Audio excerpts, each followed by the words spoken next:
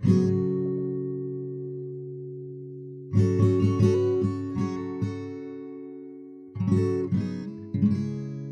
more you learn, the less you know. This is not as counterintuitive as it sounds. The more data you have, the more information, the higher your ceiling of knowledge. You become aware of how little you actually know as you imbibe more information, and that informs the way you see the world and what you do as a result. You're listening to Let's Know Things. I'm Colin Wright. Let's Know Things is about filling up the space between the facts we have and our ceiling of understanding. It's one thing to read the news, to know facts and data, but it's another thing to understand it in context. That's what this podcast is about.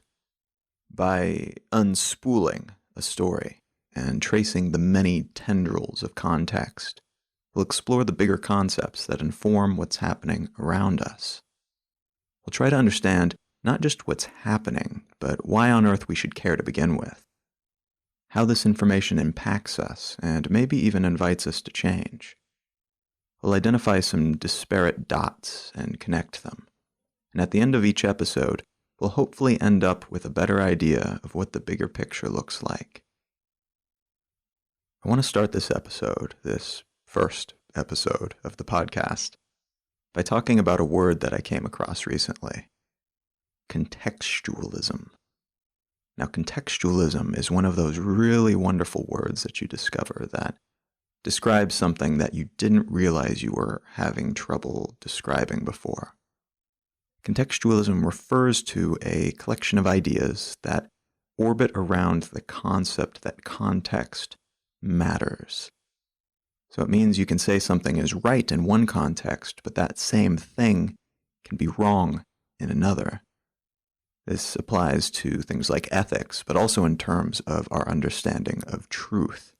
It means that I can refer to myself as I, and so can you, and we can both be right. We can both be I, according to our own individual context. It also means we can apply different standards to the way that we perceive the world. A great example of this is actually given on the Wikipedia page for contextualism. If we're speaking as skeptics, as people who question everything, question the nature of reality and our ability to perceive it, you can't just get away with saying something like, I have hands. Because for myriad reasons, you may not be able to actually say definitively that you have hands, because from the skeptical standpoint, it may be that your perception is flawed, or what you deem to be your perception is actually the result of some other mechanism. And so in that context, the context of a skeptic, saying I have hands is something that doesn't fly. Whereas if you're sitting at a coffee shop with some friends and you say something like, I have hands, it's a weird thing to say, certainly, but you can say that with authority, because in that context, sitting in a coffee shop with friends, you are not probably questioning the nature of reality. Instead, you are sitting in a shared reality. You have all decided, by virtue of being there and existing in a coffee shop and operating in modern society, in a consumerist culture that allows you to exchange money for coffee and sit in this space, you are saying, we have this shared acceptance that this is real. This is tangible reality. This is something that we have agreed to, if not completely dogmatically agree with, we are accepting it for the purposes of these circumstances. The right here, the right now, we are going to agree that this is real. And so it's the same statement in two different contexts that we can agree or not agree to accept. So it's the exact same statement, but depending on the circumstance, depending on where it is spoken and in which context it is spoken, it can mean two very different things. It can mean an infinite number of different things, because depending on the context in which you speak those words, they will have completely different meaning. And contextualism is the understanding of that. It is, in short, the understanding that the same thing, the same collection of data, can mean very different things depending on the circumstances, depending on the variables, the environment, the people involved, etc. I love this word for a lot of reasons, but one of the reasons that I love it is that it allows us to question things, to be more like skeptics, while also allowing us to exist in real life. Because there is a point where questioning everything pulls you away from the shared, maybe dream that we all live in, this accepted reality that we have. And as a result, maybe you're not able to enjoy some of the benefits of living in that shared dream. The concept of contextualism, then, allows you to enjoy the benefits of questioning these things on the larger scale, and maybe eventually coming to a different conclusion, but then in your day-to-day still exist in that shared environment, that shared reality that we've all agreed to exist within.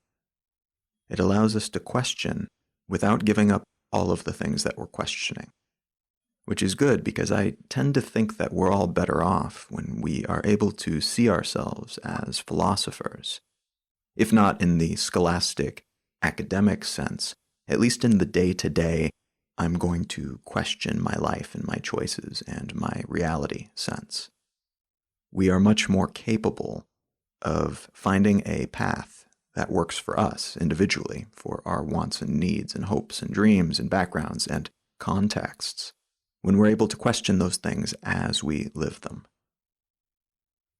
So this idea, which is very much akin to the idea of being able to hold two opposing concepts in your mind at the same time and accept them both as possible truths, is very valuable in that way.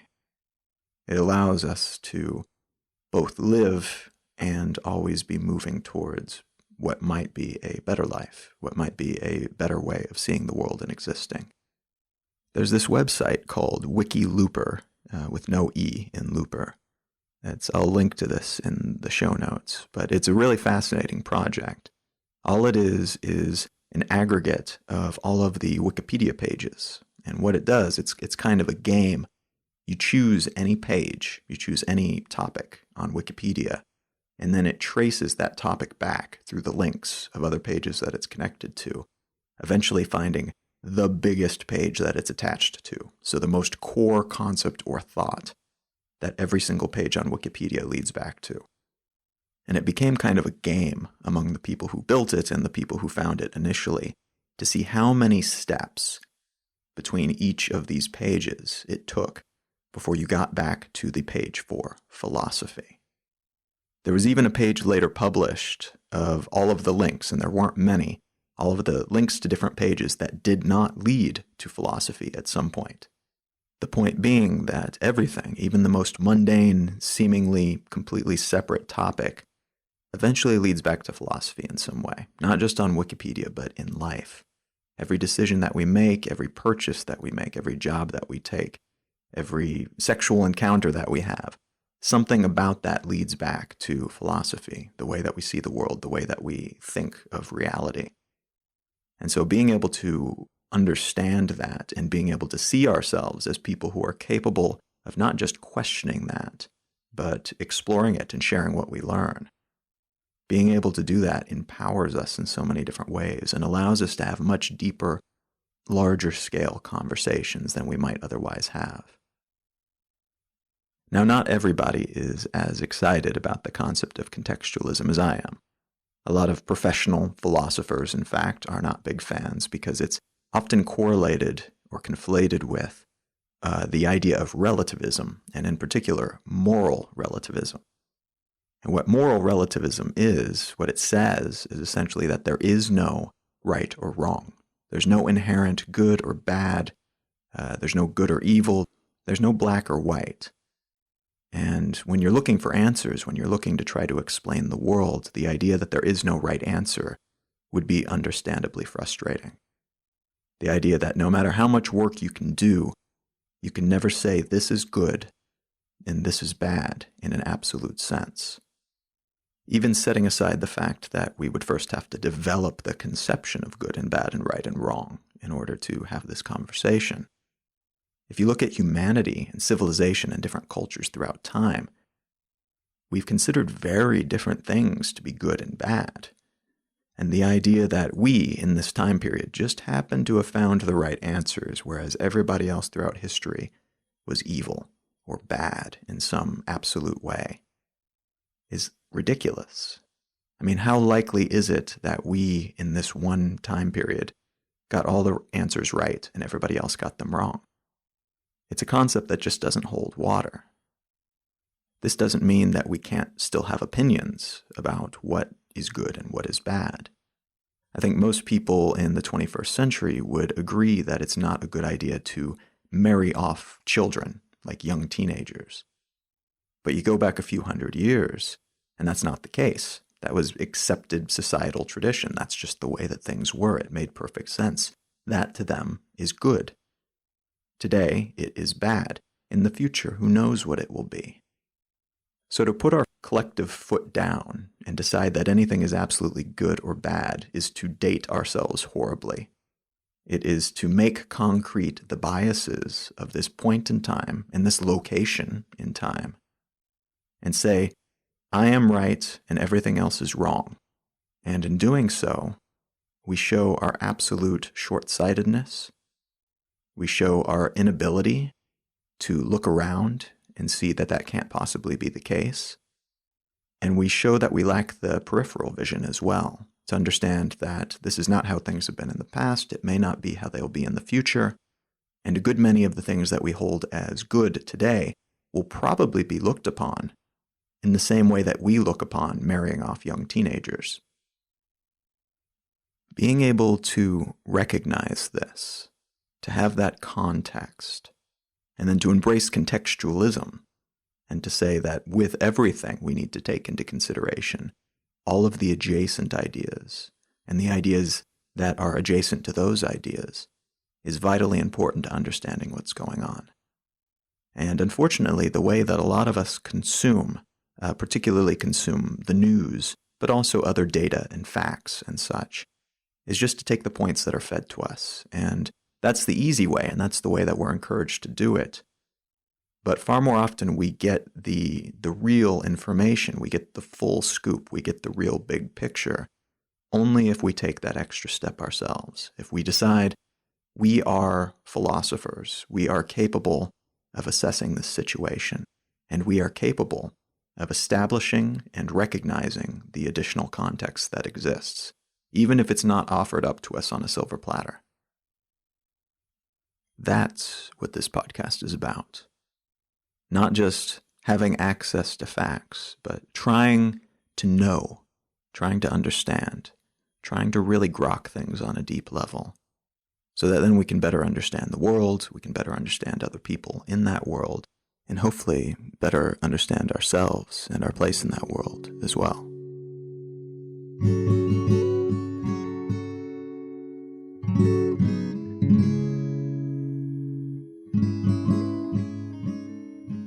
So what I'd like to do each episode is take an article or some other piece from the internet or elsewhere and use that as a starting point for a larger conversation.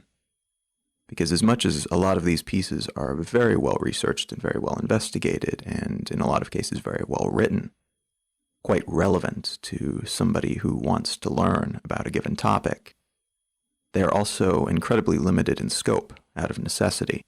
First of all, people aren't going to read something that is 1,000 pages long or that meanders constantly and deviates from the point consistently. But also because when you explore on that grander scale, when you take a step back and look at the big picture, it's unlikely that you will come up with definitive answers.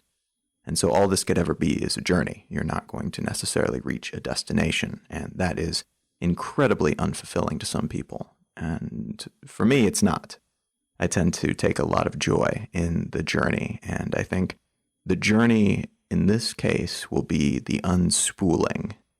It will be taking them apart and unraveling them a bit, but the word unravel implies that it's chaotic and it's a mess. And the way that I prefer to look at it is that we are taking this larger sum and then slowly but surely unwinding it. And as the different strings and different threads move off in different directions, we are very calmly and consciously and intentionally following some of them to take us wherever they will take us. And so to get us started, I've got a piece that I really enjoyed from The Atlantic, which is just theatlantic.com. This is available online. It's called China's Twilight Years, and you can either Google that or you can find a link to it in the show notes. And a couple of things jumped out at me about this article. One is that China and the concept of modern superpowers to begin with, and that level of politicking that's occurring around it, it's incredibly fascinating, but it's also something that touches so many different areas of interest.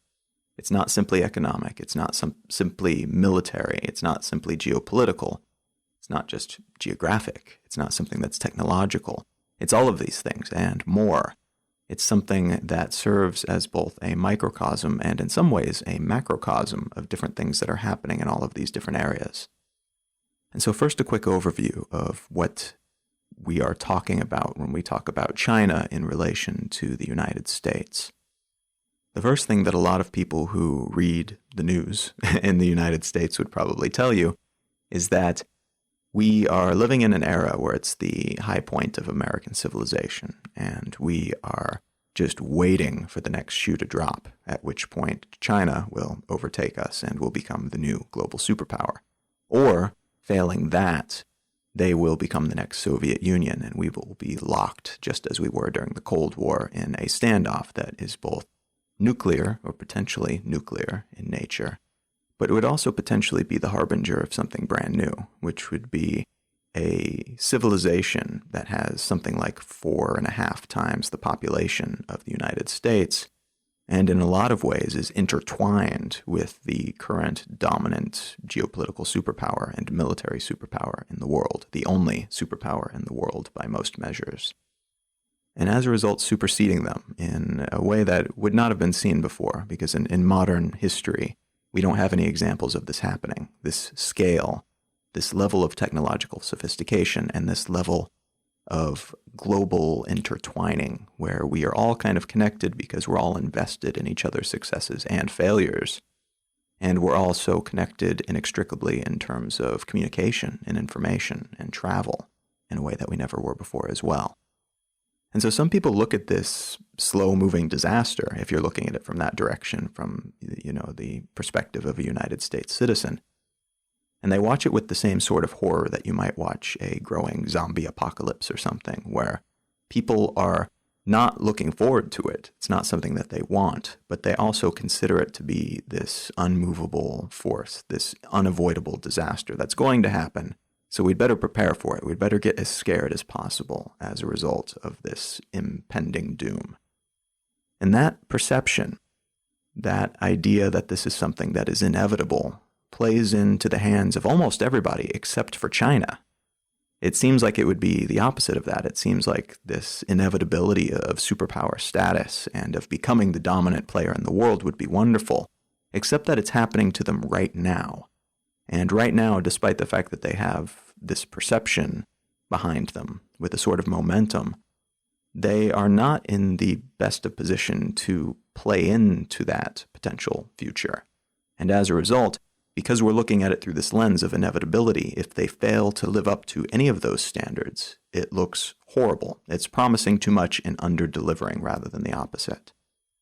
And so the cold water poured over this argument, this idea that there's this inevitable change-up in the power balance of the world, is that if there was a conventional war today, the United States would completely clobber China. And that's not an insult to China. They've grown incredibly quickly, and they do have a very impressive military might, and anything could actually happen because of the scale of the weaponry and the different types of weapon and new weapons, the asymmetrical warfare that's involved. But in terms of pure sophistication of the technology and the amount of money being spent on the military, and frankly the experience that the United States has militarily around the world and in our own asymmetrical warfare as well, it wouldn't even be a contest. I mean, China's been investing like crazy, but they still barely have the capability of keeping their air force in the air for more than a few minutes at a time. And they do not have the naval force that we have that allows us to control the waterways around the world. And that, in large part, is what has given us the status of kind of global policemen, at least according to certain people, because we are considered to be that force that keeps things safe, at least for our interests and those of our allies.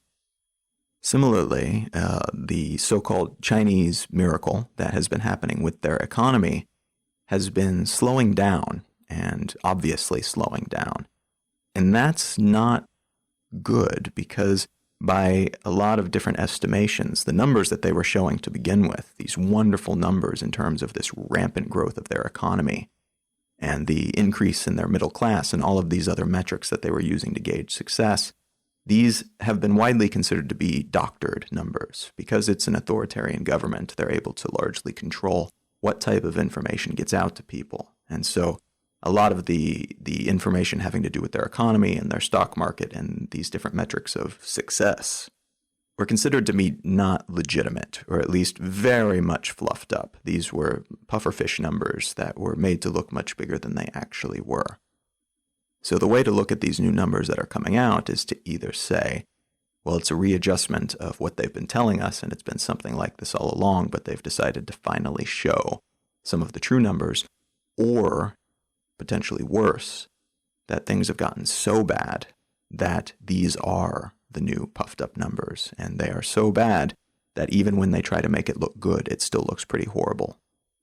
Now, you may have heard a bit about what's happening in the South China Sea. This has been the topic of many different think pieces and stories and analyses lately, and rightfully so, because it is a pretty substantial move for the Chinese government to try to take over this area or expand their aura of influence, their sphere of influence, further out into the South China Sea. And essentially what that means is that they're saying, through means both official and unofficial, that this is their territory. This is a part of the ocean that is part of their territory. It's part of their cultural heritage, their government control, their military influence. And as a result, they get the rights to the minerals there. They get first dibs on fishing. If anybody wants to pass through there, they have to check for China's permission. And that's a really big deal, because a substantial portion of global trade goes through that area. And so if they gain control of it, if they become the de facto owners, the leaders, the policemen in that area, they have then replaced the U.S. as the naval police in that area. So even if it's not something where they would likely flex their muscles and tell people that they can't come in if they ask, the fact that they're making other people ask to come in and use it is a statement. It is saying, we are expanding our sphere of influence. We may not be a global superpower, but regionally, we are the biggest badasses here. And so you better respect that. You got to ask our permission to use this stuff. And even more importantly, if we don't want you here, if we want to have the chair at the end of the table in all future trade deals, we get it by default. This doesn't necessarily seem like a huge deal at first, particularly if you look at naval power and consider it to be kind of boring, right? It's not as flashy as like an Air Force battle, but controlling portions of the ocean, or at least being the dominant military force in different parts of the ocean, means that you kind of do write the rules there. And simply by moving around aircraft carriers, by moving around destroyers, you make a huge political statement. When the United States moved several vessels from the Atlantic over to the Pacific, it was considered to be a pretty massive statement that they assume the Asian subcontinent was going to be a hot zone in the coming century. Simply rearranging these pieces on the oceanic board is considered to be a massive statement, because power is amplified when you control these trade zones, when you control these means of transporting all of these goods. We as people traveling, we think of travel as flying on a plane, typically, or riding on a bus, or riding on a train, taking a car. But most of the goods that are transported globally today are still transported by ship. And though that is slowly but surely changing, it's worth noting that if you have a ship on this global oceanic board, that means you control the ocean. It means you control the airspace over it. It means that you are the TSA security through which everybody else has to pass. And this is kind of what United States post-World War II global military control theory was predicated on. There was two main things, I would argue. I mean, people who are much better educated about this than I am could argue with this, but I would argue that the two main focuses that allowed us to kind of become the dominant player in economics and politics and everything else that we became was the choice to dominate the naval scene, was to kind of take over the oceans and become the global policeman in that way. And then the choice to try to prevent the formation of another superpower. And that was something that came largely to fruition after the collapse of the Soviet Union in the late 80s and early 90s. The biggest existential threat that the U.S. faced in recent history, in probably its entire history, post-Civil War, was the Soviet Union. And everything that we've done since then has been kind of a fear-based response to that. We don't want the world to end, but even more selfishly, we don't want our nation and our values and the culture around it to end. And so when you look at a lot of the decisions that we've made, a lot of the wars that we've had, or proxy wars that we've fought, or the foreign leaders that we've usurped, in a lot of cases, we weren't trying to take over land. We weren't trying to wrangle resources. In some cases, definitely, or in some cases, that was the byproduct because of opportunistic people that were involved in those decisions or who helped to make it happen. But a lot of these choices were more about stirring the pot. Going into Iraq, a lot of military experts have argued, wasn't about trying to conquer Iraq. It wasn't about trying to take it over or rebuild it. It was about trying to scare the hell out of Iran. It was about trying to prevent the development of a caliphate. It was about stirring the pot enough so that everybody was at each other's throats and so that there would be chaos for the next couple of decades, and so we wouldn't have to worry about it.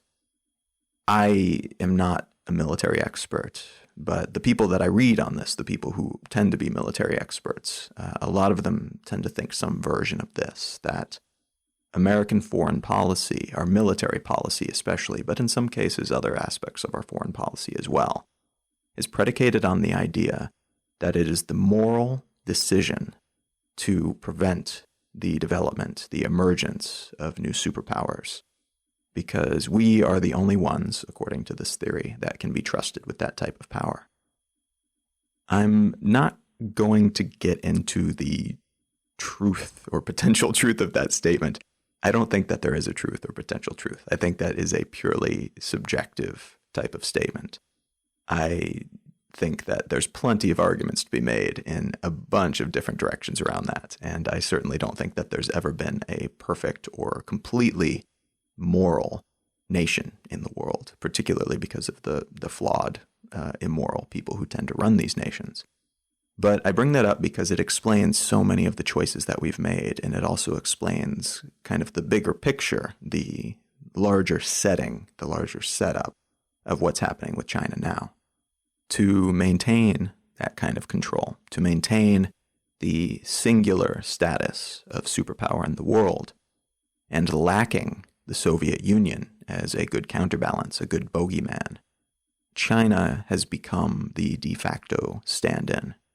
China has become the country that politicians and economic leaders and military leaders are able to point at and say, look, we need to stay frosty here. We really need to get on our game. We need to invest in the military. We need to invest in our relationships and build our defenses. Because if we rest on our laurels at all, these guys are going to unseat us. We will be replaced. We can be replaced. And the usefulness of this narrative cannot be overstated. If you become a superpower and see yourself as a superpower and you believe you have nothing to worry about, you have lost the fear of the darkness, you have lost the fear of the jungle, you've lost the fear of any other nation threatening your existence, then you are less likely to make difficult decisions and less likely to suffer for a cause. And frankly, you're less likely to feel patriotism. You're less likely to look at yourself and the people around you as us, because there's no them. There's no other to look over the fence at and to unify you, to say, look how similar we are. Look how different these crazy people are. Look how they're threatening our existence. And it's very, very difficult for anybody in control to get their population to follow along with them if they don't have an other to show how different and how scary the rest of the world is, and how much we need to unify and make sacrifices if we're going to survive. Now, this is becoming ever more important. I would argue it's always been important. If you look at a lot of the propaganda from World War I, World War II, even during the Cold War, it's very, very clear that this is happening. It's very, very clear that the people in charge will do what they can to draw lines, to draw distinctions between people across the border. No matter how similar we are, no matter how many things we have in common, what needs to be emphasized are the differences, because then they are able to rally us together and to make us feel like part of a tribe. And it's like sports teams at a certain point. We've got our logos, we've got our flags, they've got their logos, they've got their flags. We don't know why we hate them, but we do. And we do because it helps us unify. It helps us rally around what we perceive to be a common cause.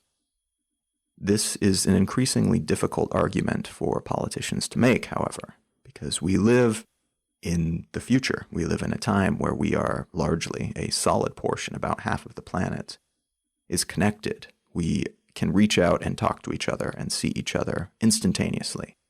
We can share our thoughts. We can share our photos of our surroundings. We have connections with people who, in the past, even just a few decades ago, would have been absolute mysteries to us. And as a result of this, it's increasingly difficult for politicians, for people in charge in general, to get away with blanket statements about the other. Because a lot of us know people from across borders now. A lot of us, if we don't know them directly, we know of them, or we know somebody who knows them, or we've seen a video of them, or we follow them on Instagram. And the knee-jerk reaction that we should just fear these people because we've been told that they're different doesn't hold as much water as it used to. It's not as politically useful as it was back when these people were still mysterious, and back when they could tell us anything about them, directly or indirectly, about how different they are, about how horrible they are, about how the world will change against us if we allow them to take any kind of power. I think we're becoming more and more aware of our shared humanity. It's certainly not universal. This is not something that has pervaded all societies equally.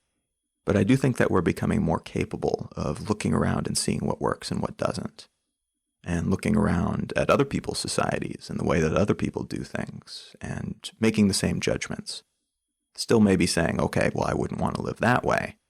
But then looking at their food or their music or their technology or other aspects of their culture or the way their society operates and saying, well, that would be kind of a cool thing to have, though. I wish we did it that way. This is inconvenient for people who live by tribal rule, for people who keep us rallied around brand America or brand China, for people who demand that we love, our country, our flag, our logo, whatever it happens to be, out of brand loyalty, because we are supposed to love them and support any choices that they make regardless. And we're more likely, I think, to support and to love and care about a brand or a flag or a government when they're willing to change with the times as well, and when they're willing to look around and say, oh, there's some pros and cons to this, we made some mistakes here, let's figure out how we can do it better. Looking around, you can see that happening little by little, but in a system such as ours in my case being here in the United States, but I think most of the developed world actually, it's a difficult statement to make publicly if you're in charge of anything, that you've made a mistake and that you need to change something, or that our system needs to change, or that somebody else is doing something better than us.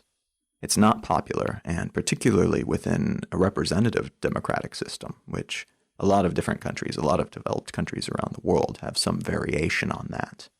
It's not a popular thing to say, and that means that you could lose your job if you say it, whether it's true or not, whether you believe it or not. And the result is that this system of trying to, bang our own drum and trying to build up our own choices, whether they're correct or not, it's something that's been perpetuated, not necessarily because even the politicians want to do it, but because our entire system is predicated on making decisions and standing by them, and choosing a side and standing by it, and waving a flag and standing by it. And a lot of the conflicts looking around, looking around at the different military conflicts and looking at the different political conflicts and the economic conflicts, at their root, they come back to that concept. We've built a lot of systems that are not malleable enough to survive this sudden shift, this sudden awareness of each other, this sudden ability that we have to share ideas, and this sudden incentive that we have to not just be aware of those ideas that have been shared and to share our own, but to actually consider them, to really give them a good listen and think, well, maybe things would be better, or at least we could try. This presumed conflict between China and the United States, and I say presumed because it's something that we hear a lot about, but there isn't really a lot of conflict. It's still very much theoretical and convenient for both sides in a lot of ways, more than it is a reality. It's an excellent excuse for the people in charge, because it allows them to clamp down and to reference tradition and to harden their shells rather than becoming more malleable, in a time when everyone around them is seeking out malleability, when their people are wanting change, wanting things to be new, wanting some evolution, some iterations of the way things have been. This allows them to lock down and clamp down and say, no. We can't do that right now. That's mutating in any way, changing in any way. Even if there's a potential benefit to it, this is not the time. Because if we lose ourselves now, we will give in to this other. We will give in to the enemy. We will give in to the people who would push us down, take away what we've got, take away our birthright. I think if we all look to our collective past, we'll see that we have more in common than we have differences. We'll see China going through a lot of the birthing pains that we went through back in the day, and we'll see that they've come up with a lot of solutions that we didn't, and vice versa. I think we'll see that the idea of borders and the idea of these cultural disparities should not be lines in the sand, but should rather be things that we share with each other, that we encourage, that we offer, and that we hope to receive in return. I will note, though, that despite the fact that, unfortunately, all too often, these differences and these perceived conflicts are used for very negative things like war or as an excuse to subjugate others who are different, there are also some positive aspects to it. I tend to think of our global society as an ecosystem like any other, and an ecosystem is strongest and most resilient when it has variety, when it has diversity, when it has different conflicting ways of surviving and doing things.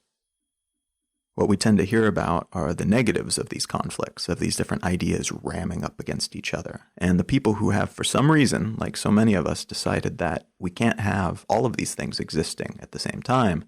We have to choose one and kill off all the others. We need homogeny. We need everything to be the same. We cannot accept that different people might want different things, have different priorities. And that's simply not the case. If you really take a look at it, the idea that we all have to have the same religion, or the same government, or the same economic system, the same approach to military, the same approach to international trade. I mean, ideally, we have a lot of similarities in that people are treated well, whoever they happen to be, but the specifics of those systems, I don't think that they have to be the same. I think we're better off if they're not. I think ideally we have a lot of different systems that allow us then to see the pros and the cons in action and bumping up against each other, and we can choose for ourselves. But we can only choose for ourselves if we have the power to do so. And that means incentivizing the structures that we do have to catch up with the times, to be more malleable, to recognize that it's not confidence that causes somebody to solidify around existing ideas, but self-consciousness. To remember that it's not the strongest who survive, but the most adaptive to change. If we can make this work, then we as a species will be a lot more rugged and a lot more likely to survive the potential, and some that are already occurring, disasters that are on the horizon. There are a lot of big issues that we're going to be dealing with in the coming years, and it's unlikely that just one country, one culture will be capable of solving them all. We're going to need the entire species to work together on this, And so a mechanism of working together, of being able to maybe not believe the same things that everybody else believes, but at least respect those things enough to allow them to exist. This doesn't mean that we have to buy into everything that every culture does or that every government does. We don't have to fully embrace everything that's being done everywhere on the planet. But if we can look across those borders and respect other people for the value that they're providing, even if it's just the value of challenging the things that we're doing so that we're certain that we're doing the right things more often than not, then we'll be in a much better spot. We'll be in a much better position to handle these challenges that are emerging, and then any challenges that emerge after that as well. And so when you hear these fabricated conflicts, or something that seems like it might be that, these conveniently manufactured geopolitical situations, just keep all of that in mind. Keep the big picture in mind. Because although in some cases things do come to war, and we do end up seeing major global powers become usurped and replaced by others, and that there are a lot of things that could cause the complete downfall of human society as we know it. But that's probably not what's happening. In most cases, what we're seeing is reality show style conflict that is being produced by somebody who benefits from that. Whether it's a website or a newspaper or a magazine that's manufacturing it as clickbait. That's not the case here, I don't think, because it actually does give a lot of good context, but it very much does happen. Or if it's a politician who's doing it to try to scare people into supporting them as the stronger candidate. Or whether it's somebody just repeating an old wives' tale, or I guess a new wives' tale, a new storyline that is lacking in factual information, but sounds really good in terms of getting us to unify around a common ideology. Recognize that we don't need to do that in order to unify. And recognize that in a lot of cases, what we're being sold is not valuable information that will help us survive a coming conflict, but is in fact one more advertisement from a brand that is trying to get us to support its every action, without question and without threatening its dearly held status quo.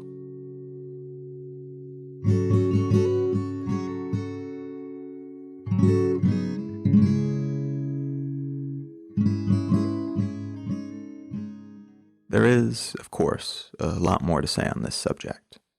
I'm pretty sure that will be the case in every single episode. There are just so many perspectives from which to view every story, and so many different tangents that you can go down. And the most difficult thing in preparing for this episode, but I'm guessing it will be the most difficult thing in preparing for every episode, is choosing which of these paths to take. If you're interested in discussing this topic further, or interested in discussing different angles of this topic, I very much encourage you to go check out the Facebook group, which is located at facebook.com/letsknowthings. Just remember to keep your conversation polite. Feel free to disagree with me or with anyone else there, but do it politely, civilly. Jerks will be gleefully booted, while intelligent, mutually respectful conversation and questions will be celebrated. So I told myself that I would only start a podcast if I could come up with a compelling framework. You'll have to let me know if you think that this is something that I should keep producing. I'm enjoying it, and I hope to continue enjoying it, but I want to make sure that it's something that other people are getting value out of as well. So if you enjoyed it, you can show your support by stopping over at iTunes and leaving a review, or leaving a review wherever you happen to listen to this episode. You can also share it with your friends and loved ones, or you can go to letsknowthings.com, where you will find a contribution section, where you can very easily, if you like, contribute $1 per episode, or you can go to colin.io and find the full list of books that I've written, and purchasing one of those also helps support me and support the show. Thank you very, very much, and I will talk to you again next week.